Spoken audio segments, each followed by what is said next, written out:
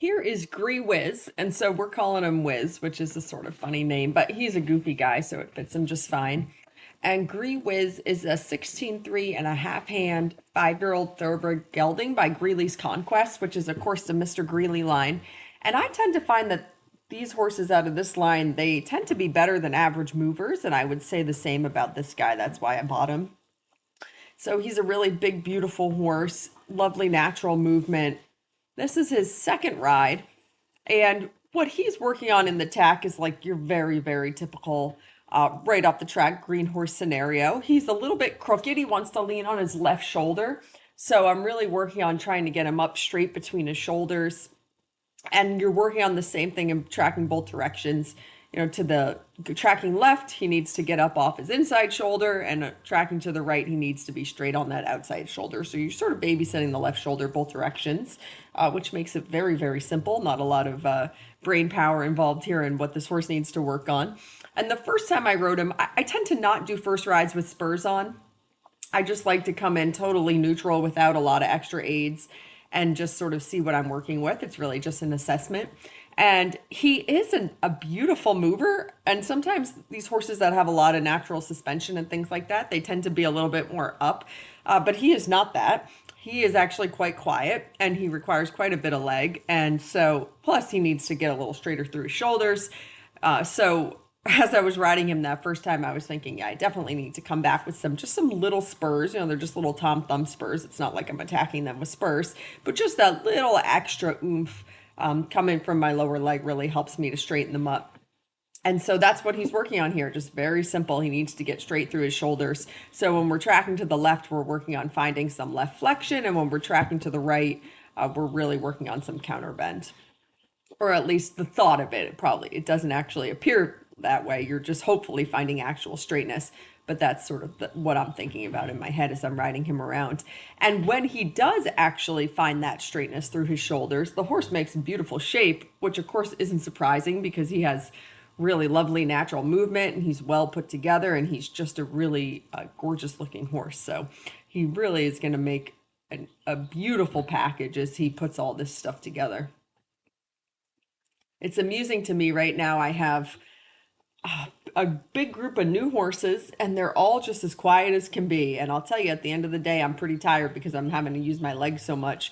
But it's a great position to be in because it is always easier to ride a horse that you have to push forward than a horse who's sort of naturally hot and you're trying to calm down. So it's always easier to spice up a quiet horse than it is to try and chill out a hot horse. So these are happy problems for me to have, and especially with sort of a big athletic moving horse like him.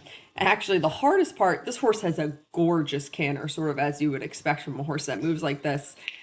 But the hardest part about cantering him is just keeping him cantering. Even with the little spurs, I was struggling a little bit to keep him in the canter. So here we had a really beautiful right canter going, and then he sort of fell out of it. And so of course he's a little disorganized when he falls out of it. And I sort of, scooped him right back up into the canter again because they have to learn that they have to stay in the canter. And he picked up the left lead. So then we ended up just sort of coming across the diagonal and working the left lead a little bit. Because at this point, it doesn't honestly matter which lead we're working on.